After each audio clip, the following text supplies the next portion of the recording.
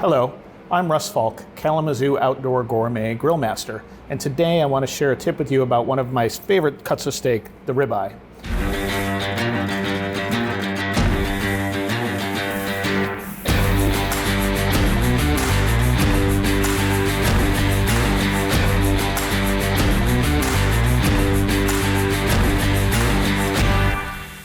The ribeye steak, or the rib roast itself, is actually comprised of two different muscles. You have this outer perimeter here, which is the cap meat, or rib cap. It's separated by a layer of fat from the center section here, referred to as the eye. These two different muscles cook at two different rates, and you'll find that if you get the eye medium rare on the grill, this cap meat is actually going to be cooked to beyond medium. It's still flavorful, still great, and I do it as a single steak all the time. But one of my favorite things to do when I entertain is actually divide those into separate steaks. If we go back and don't start with this steak here, and we start with a rib roast, we're able to cut that cap off of the roast and carve it into steaks. This is about 2 bones worth of cap.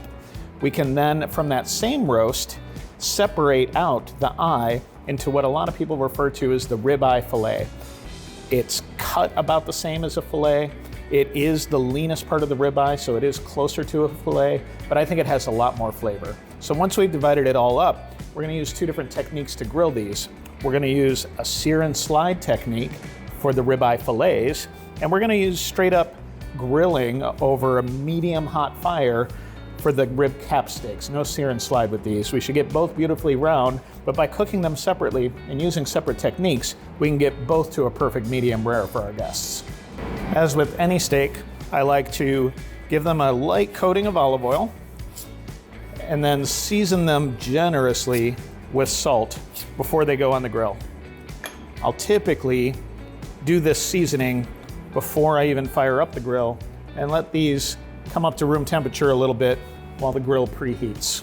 The setup for grilling is going to be sear and slide, but also with a direct zone. So I have preheated the grill with all 3 main burners on high. Over in this zone, I have a dying charcoal fire. That's going to be on my searing section. I'm going to turn the far right off, so there's no fire over here at all. That's where I'm going to do the slide portion of my cook, and I'm going to turn this center section down to about medium high. So I'm going to begin by searing my ribeye fillets over that hot fire. I should only have to sear these for about a minute per side.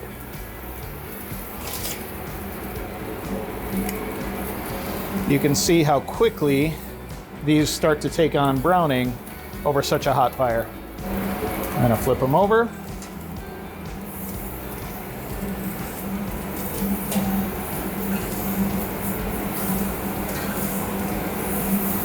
We're gonna rotate each of these 90 degrees to maximize our browning.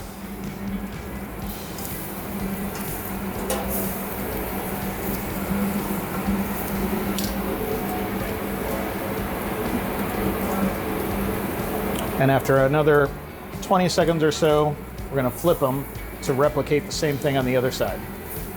Now they're ready to move on over to the indirect zone where we turned off the fire. And this is going to be the slide portion of the cook.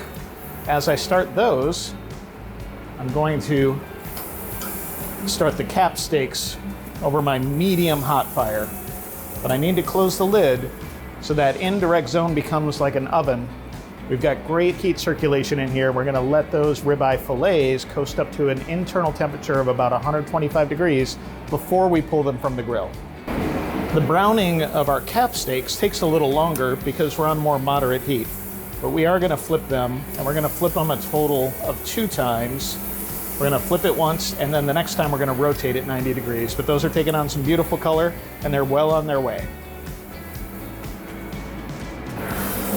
We want to pull these off the grill when the internal temperature measures between 120 and 125. We're at 127 on that one. Should be good. 125. So these are all going to come off, and they're going to rest for 5 to 10 minutes.